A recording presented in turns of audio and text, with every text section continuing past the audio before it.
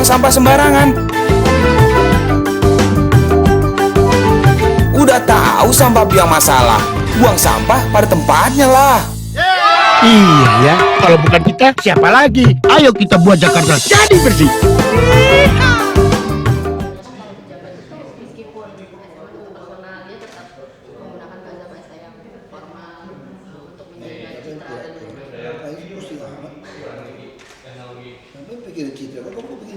Kamu capek.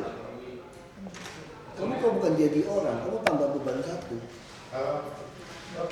Orang nanya kita, Anda harus jawab ya. Jawab kamu mikir loh gitu. Kamu setahun pengetahuanmu menurut kamu sama. Nah, jawabnya udah mesti keluar tenaga nih. Coba kamu mesti bayangin mikirin lagi. Kira-kira jawaban gue dia suka nggak suka ya, dia tersinggung apa nggak ya? Berapa sekian detik kamu habis? Kalau saya enggak, tuh ngomong apa aku jawabnya langsung. Apa yang di mulut, di otak, dan hati sama aja udah. Kalau kamu tersinggung ya sudah. Nah soal kosakata terlalu kasar ya udah aku pikirin lagi kosakatanya. Pelajaran berikutnya itu harus belajar. Sering nyesel nggak Pak? Kan kayaknya ini kadang-kadang Kalau kamu ngomong nyesel, dulu baru mikir gitu. kalau nyesel, saya kira saya nggak sekuat hari ini. Saya sudah ampuh. Jadi orang itu paling capek itu kalau capek hati, bukan capek fisik. Terus kalau kamu nyesel, itu akan menggerogoti, menghancurkan seluruh isi tubuh kamu. Orang yang terus menyesal, makanya orang terus mengerti satu pihak begini teman. Ini ngomong agak jauh dikit ini. Kalau kamu belajar tentang firman Tuhan, tentang Tuhan, kamu taunya tanggung-tanggung, kamu kadang-kadang bisa jadi gila. Kenapa? Karena makin kamu belajar, kamu makin menyadari banyak sekali hal yang kamu sesali. Atau merasa ketakutan, merasa kamu bersalah, merasa kecewa terhadap dirimu sendiri. Kalau kamu nggak sampai tahap bahwa Tuhan itu tidak melihat Anda bagaimanapun, kalau kamu nggak ngerti tahap itu, Anda bisa takut frustrasi, kamu bunuh diri, kamu nggak tahu. Kamu bunuh diri. Iya itu aja, ya udah terjadi ya udah. Lagi pun salah di mana? Menurut aku nggak salah kok. Aku ngomong apa adanya. Kayak mana yang salah? Coba. Mencari kayak mana yang salah? Saya contoh mana yang salah? Marahin orang komunis. Memang lu komunis lu mau bagi lahan gimana? Lu bagi lahan pemerintah lu bagi-bagi. Itu memang ideologi komunis. Orang bajingan. Ya kita juga ada tulisan bajingan. Waktu Tuhan lagi kesel sama orang Yahudi ya Israel yang keluar dari Mesir, minta makanan kurang, minta itu kurang. Akhirnya Tuhan bilang bajing-bajing mesti dihabisin, ditumpasin kurang aja, dia kasih makan. Itu kalimat bajingan kok di Alkitab ada. Kalau kosakata bajingan salah, jangan masukin ke Alkitab dong. Salahnya mana? Ya ini Katolik jadi nggak baca Alkitab kan? Lain-lain. Itu terjemahan itu beda kan? Yang LAI sama. Saya bisa tahu kalimat itu tahu ada siapa? Dari Putra Nababan. Oh iya. Putra Nababan lagi saat teduh sama keluarganya baca Alkitab cerita kejadian lama, terus keluar bajingan. Langsung dia BBM saya, aku jadi ingat kamu pakai kata bajingan. Terus gue bilang, kalau gitu gue gak salah dong pakai bajingan. Alkitab gue pakai bajingan toh. Ketawa nih. Dulu kan dia kritik gua kan, lu kok gunakan kata bajingan yang begitu kasar gitu, cari yang lebih halus. Begitu ketemu Alkitab, dia kata-kata saya, ya lo Alkitab gue pakai bajingan lo, cuma lu kalau baca di mimbar, bajingan keluar itu kan. Pak Ahok sendiri hafal Alkitab? Hafal enggak, tapi aku tahu isinya. Karena aku setahun habis sekali kan. Setahun, oh jadi pernah baca cover to cover pernah? Bukan pernah, until today, I still read. Aku mungkin lebih dari hampir 20 kali udah baca selesai. Lalu kalau berdebat soal koma kita, aku pintar sekali cari ngelesnya. Aku lebih pintar cari loophole, pendeta pun pusing sama. Gerejanya apa sih? Gereja Protestan di Pluit GKY, Kristus Yesus gitu. Yang di Mangga Besar 1 tau nggak? Yang gede banget, gedungnya tinggi di belakang Sun City. Di gereja aku gitu. Itu masuknya yang evangelis gitu atau bukan Pak? Aku lebih ke arah reform. Reform. Oh berarti kayak James Riyadi gitu beda? Ya, jadi yang ke Seven Town. Tapi aku nggak mirip Jim Priadi, jujur aja. Jim Priadi agak beda. Tapi Bedanya apa? Bukannya dia reform juga ya? makanya ini masing-masing orang. Ya kan, aku sih nggak gitu paham sama dia cara berpikirnya dia sama saya. Misalnya Kalau soal teologi ya oke lah, mungkin mirip-mirip gitu ya. Dari form. misalnya contohnya waktu Lady Gaga datang tuh James Randi kan nggak suka, nolak. Kalau Pak Ahok gimana? Nggak ada masalah. Kan katanya liriknya ya, katanya menghina umat Kristen. Kamu nggak bisa menghilangkan setan di dunia ini. Kamu kenapa masuk gua ya betapa sudah benar ketemu orang. Terus kalau misalnya Dunia memang ada persesatan. sama minoritas kayak gay gitu gimana? Ada apa? Makanya pandangan saya, ini saya agak sedikit ekstrim gitu. Orang itu sudah dipilih sejak lahir. Kalau saya dipengaruhi oleh Calvinis. Lu mau gini, mau apa? Lu mau masuk neraka, masuk itu urusan lu. Jelas agama melarang. Tuhan nggak menciptakan seperti itu. Lu nggak bisa cari kenikmatan dengan cara seperti itu. Lu mesti stop. Tapi saya tidak akan menghukum Anda. Saya menghukum Anda itu adalah Tuhan bukan saya. Itu pandangan saya. Sama seperti saya tanya, kalau mau tanya soal agama lebih dalam. Kenapa dosa Daud yang paling besar?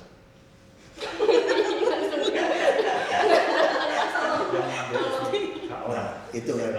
Itu korban pendeta loh, korban pastor. Mengambil hak istri orang. Jadi gini, si Daud ini memang kalau ngomong brengsek ini orang paling brengsek itu. Betul. Uang ngambil bini orang, bunuh suami orang lain, orang aja. Gue dua kejadian sekali tuh. Oh itu dia. Ceritanya pernah ada. Udah, Daud itu kan. Suaminya dibunuh buat uang. Jadi, bukan dia senang kurang ajar aja. Kalau dulu janda mesti diurusin dong. Kalau itu dosa, siapa bilang dosa? Itu dosa. Sudah ada pengakuan dosa, ada Nabi Nathan, lahir anak meninggal terus lahir. Sulaiman, Salomo yang begitu hebat, itu lahir dari si Batseba ini, perempuan ini. Yang ya Daud istri begitu banyak nih. Kan waktu dia pelarian kan ada orang si Nabal yang mati, ambil istrinya jadi bini dia, kemudian dia pelarian gitu. Nah sekarang dia tiba-tiba ketemu Batseba. Habis ketemu Batseba nggak ada lagi cewek lain. Sampai tua dia sama Batseba. Lahirnya si Salomo, Sulaiman gitu hebat. Terus dosa udah selesai, Tuhan udah selesai mah. Ada pengampunan dosa. Dosa paling besar terapa? Saya udah sering ketemu orang mau mati di rumah sakit. Nggak ada yang kayak Daud. Daud mau mati nih. Dia panggil si Salomo, Sulaiman kata. Ya, Sulaiman. Lu kan terkenal bijaksana dan Sulaiman kan. Lu inget ya, lu mesti inget ya Barzila ya. Barzila itu baik sama bapak lu. Gitu. Waktu bapak pelarian diurusin makan minum semua. Semua turunan lu inget ya. Itu nasihat bagus. Tapi lu juga mesti inget ya. Si Mei sama si Jawa yang pas Panglima itu kurang ajar tuh. Waktu gue lari, dia hina gue tuh, dia kutukin gue. Coba gue udah janji nggak bunuh dia. Nah sekarang lu tahu caranya gimana? Jangan dia turun ke liang kubur dengan damai ya. Jadi suruh Salomo bunuh orang. Ya itu suruh bunuh orang loh. Nanti orang mau mati suruh anaknya bunuh orang. Pembunuhan berencana loh, kalau dihukum paling berat. Pembunuhan berencana dong. Matilah Daud. Nah pertanyaan gue, Daud masuk surga? Semua orang Yahudi, orang Katolik, orang Kristen, orang Islam pasti masuk surga. Kayak dia Nabi.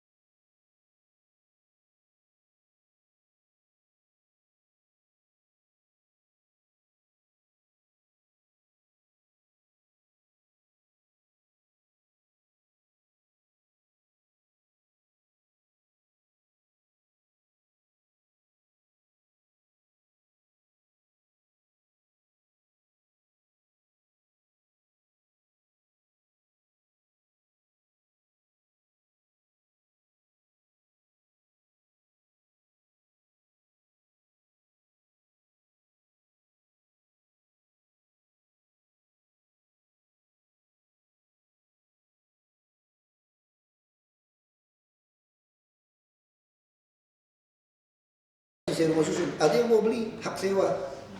Mending gua jual. 5 juta, 10 juta gua bikin rumah beton pinggir sungai. Toh waktu pemerintah mau bongkar ada uang kerohiman. Ini gila aja pemerintah kita. Kenapa ada kerohiman?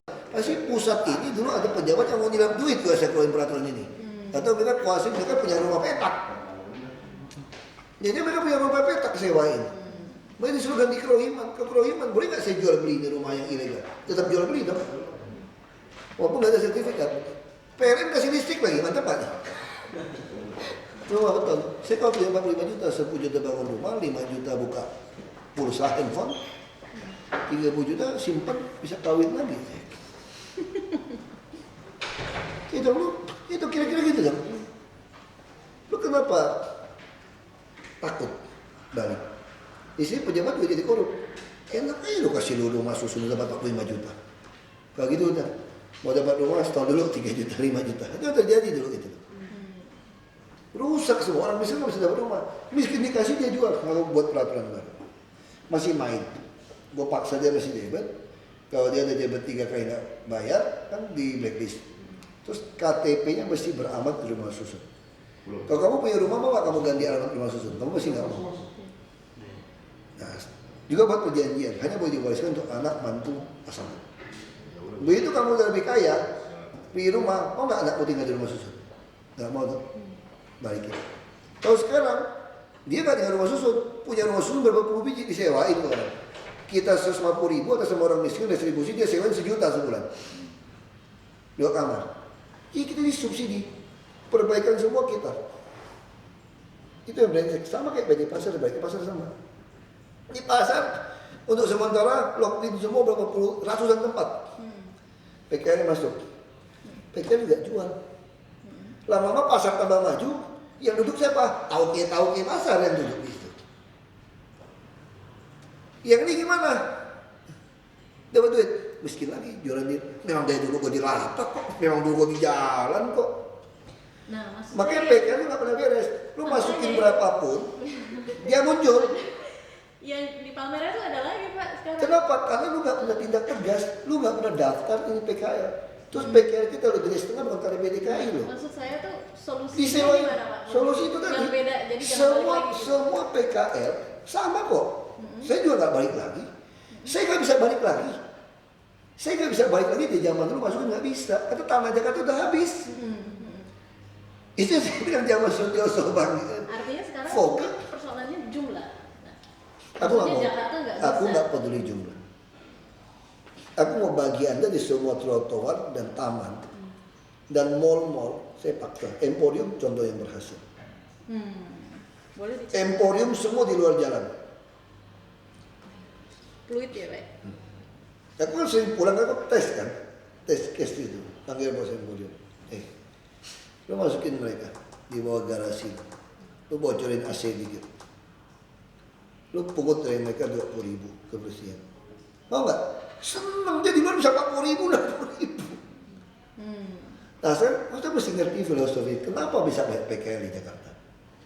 Ya. Karena orang miskin itu lebih dari 50%. Itu cuma data BPS bilang orang miskin itu 3,7%.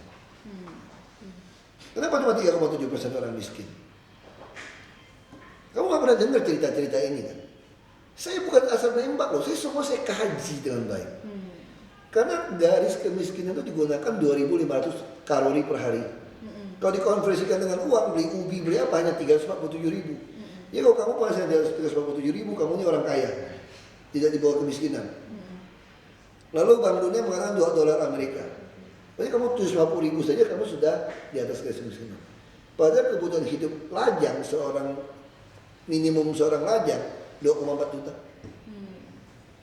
Artinya harusnya kamu menggunakan garis kemiskinan itu 2,4 juta dong. Itu aja lajang. Kalau kamu punya 2 anak sekolah SMA yang butuh 800.000, minimum gak kerja, mampus gak lu kira-kira?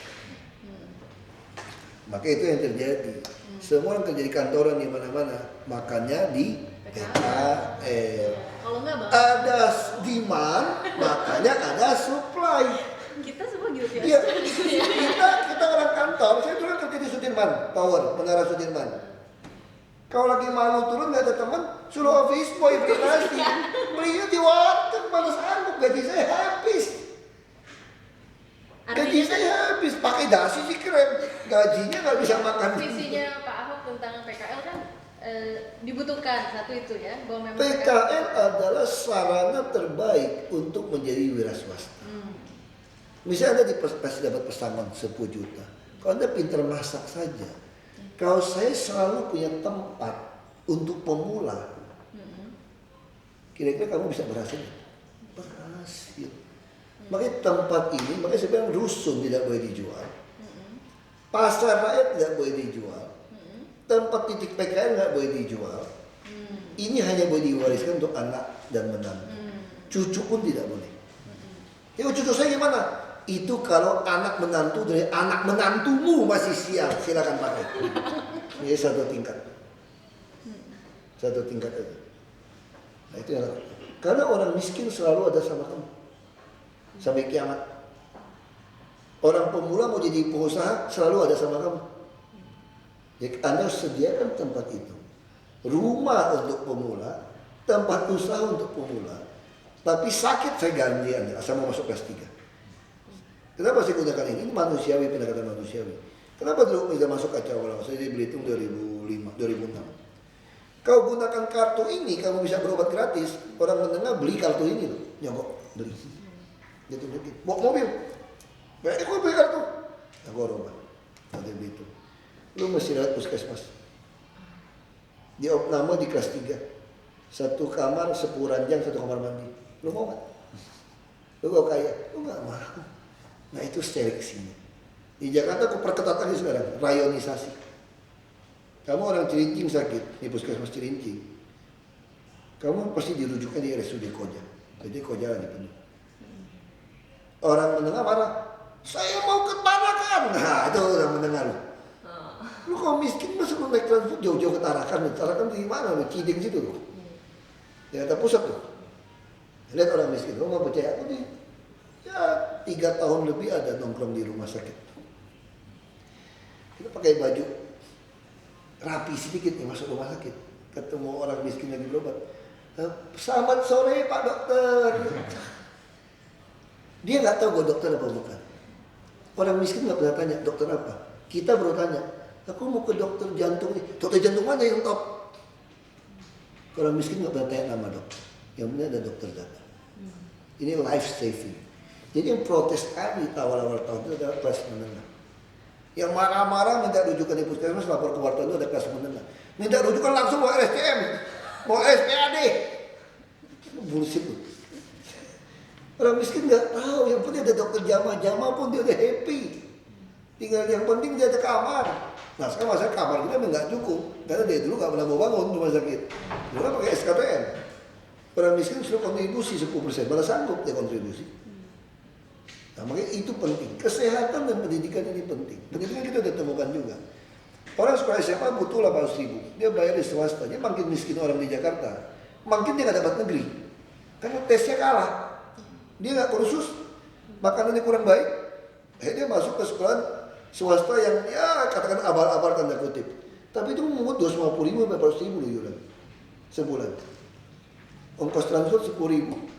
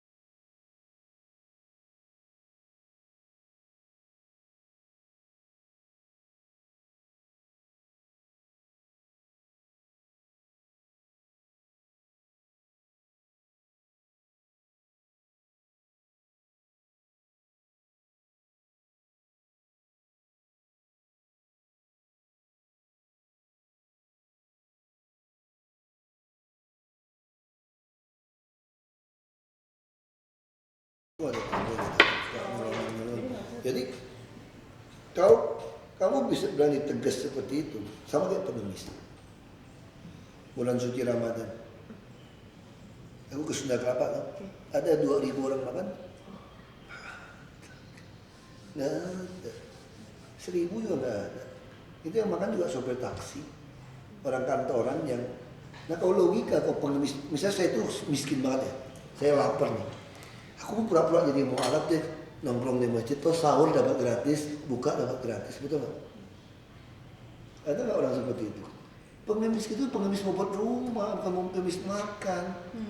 Nah cara ngatasi gimana? Ciptakan lagi perjanjian baru. Kan pengemis agak kurang sama Jakarta. Nah gimana sih? Bikin satu perjanjian baru, kau suruh bikin form. Lo kau ketangkap pengemis, kalau aku megang kamu, kok kamu balik lagi, pidana kamu menipu saya. Orang yang proyek itu takut. Menipu. Gue bilang ke penjara, lu coba ya mau. Lu bilang gue kejam, lu lebih kejam, pura-pura miskin. Menjual, udah orang miskin, lu jual nama dia lagi, orang aja lah. Ya lu lebih kejam dong. Lu mau fitnah orang miskin sampai begitu hina gitu loh. Padahal lu kaya kan, lu lebih kejam dari gue loh. Gue masih baik, kalau miskin gue masih makan. Nah, gue mau bangun di Ciangir 100 hektar. Bukan cuma buang sampah, Sutioso nggak jadi. Gue bikin panti. Kalau di tengah kota, maling bisa maling sama orang saya. Saya kasih dia tempat tidur sama makan. Dia siang-siang dia sokok, dia keluar ngemis, balik store. Gue bikin dia hotel siaran di tengah kota. Jadi gue kurung. Ini kalau lu ngemis gak ada makan, gue kurung lu, tahanan rumah lu. Gue kasih lu makan 3 kali sehari. Gak sampai 1 triliun kok. Kasih makan aja. Itu aja. Kalau 100.000 orang kasih makan gratis, sekali makan 5.000, 15.000, 1,5 miliar sehari. Ya, 3 hari cuma 450 miliar. 600 miliar aku siapin. Lu makan situ sehari 3 kali. Nggak ada 100.000 orang makan gratis, percaya sama aku. Nah sama kayak sekarang bantuan banjir. Kenapa seorang nggak mau diatasi banjirnya tempatnya? Karena tunjangan hari banjir. Kalau banjir datang, Jakarta Pos datang kasihan, bikin posko, kasih pamper, super mie, gue terima. PMI datang, gue terima. Bank Mandiri datang, gue terima. Suci datang, gue terima. Sosial juga masak, sosial juga datang. 1.000 orang, itu Jakarta Pos udah kasih 1.000. Mandiri udah kasih 1.000. Gue laporan aja 3.000 nasi sehari untuk 1.000 orang. Padahal gue kagak masak juga sebetulnya cuma dikit. Kantongnya dia. Ya kan? Kata orangnya juga jahat. Polisi laporin. Begitu pagi datang, dari polisi, ya nasi sama mie, super mie doang, sama telur. Mau buang aja. Dari suci ada dagingnya nih. Kurang aja. Aku mau robah. Ini belajar dari India. Ini makin miskin Anda, saya mau kasih Anda rekening bank. Tap. Dari itu banjir ada bencana. Ini gue isi duit yang nggak bisa ditarik cash. Lu mau beli makanan semua nasi, mesti bayar tap 5.000. Sehingga gue bisa baca. Oh Ahok makan berapa kali, ambil nasi berapa kali. Maksudnya belinya ke dinas sosial? Iya. Atau toko yang tersedia mau beli pamper segala macam. Ya Ahok beli 2 lusin pamper, sialan dia mau jualan. Dia pakai seluruh duit ini nggak beli nasi, cuma buat beli pamper. Ketahuan dong. Ya pembagian kan ada data nih, blacklist. Yang kayak kalau banjir pun nggak usah kasih makan. Lu kalau kelaparan makan kirim ke pengungsian. Kan sekarang kita minta dia kayak kemarin, kita minta dia masuk kampung pulau ke Halim supaya dikontrol. Nolak mereka. Kenapa kok di Halim ketahuan dong mata kayak tahanan, makanan jelas. Kalau masih di kampung pulau semua pasang tenda, super mie bisa kau jualan super mie loh. Itu persoalannya. Gue tahu ini nggak mau, harusnya lebih enak dong, di situ tidur lebih teratur, lebih aman. Nggak mau kalau masuk kenapa selimut basah minta lagi, baju basah minta lagi. Saya kira dia hari biasa pun anaknya nggak pakai pamper tiap hari. Paling jalan-jalan baru pakai pamper. Pegawai saya yang sedang juga anaknya mau jalan-jalan ke mall baru pakai pamper itu. Di rumah mah nggak ada pakai pamper. Sekarang begitu banjir, yang aku miskin, pampernya kurang nggak ada yang mampus kan. Terus susunya, mohon maaf nih, anak saya itu nggak cocok susu ini katanya. Berarti kamu sudah bisa pilih susu, bisa beli susu sendiri dong, teman. Kenapa lu nggak mau haji mumpung banjir? Padahal lu masih punya duit toh. Nah dengan kontrol seperti aku bisa baca perilaku Anda. Jadi saya nggak perlu setiap orang banjir dikasih bantuan. Semua orang miskin selicik itu. Tidak semua, tapi faktanya itu Jakarta. Beda sama Belitung sama, semua manusia sama. Bantuan BLT juga tipu menipu. Saya bukan ngarang cerita, lo coba lihat kenyataan di lapangan. Lo tanya polisi di lapangan. Sampai kita banjir dulu, telepon minta anterin. Dia anggap kita dari free service. Dia mau makan panggil kita datang, gak ada makanan. Saya instruksikan banjir berikutnya, aku gak peduli lagi. Logika aku sederhana, aku datang sendiri, daerah Angkis segala macam. Enggak kasih makanan, SMS. Oke, kau datang, mana orangnya? Enggak kasih makanan apa? Padahal dari rumahnya ke kita 300 meter, cuma lewatin air segini. Dia nggak mau masak, dia mau kita pakai perahu nganterin makanan ke dia. Lu tahu nggak siapa udah diantar belum diantar? Lu buang gimana? Kecuali lu sakit ya, lu sakit mau ke rumah sakit baru nggak evakuasi. Kau cuma kirim makanan, no, gua bilang nggak ada lagi. Kecuali semua sungai banjir ada buaya, gua baru datang. Logika saya, kalau saya kelaparan sekali nih, saya nggak bisa berenang. Air cuma segini, saya keluar nggak dari rumah untuk cari makanan. Kalau di depan ada makanan, saya keluar. Kau ini enggak, mana makanan? Ini free service-nya nonton, main game. Lu mau berapa perahu karet layanin orang seperti itu? Nggak ada. Perahu karet hanya untuk evakuasi yang sakit, yang mau keluar rumah. Rata-rata orang banyak nggak mau keluar rumah, dia cuma bisa drop makanan. Nggak ada. Lu kalau mau makan datang ke posko.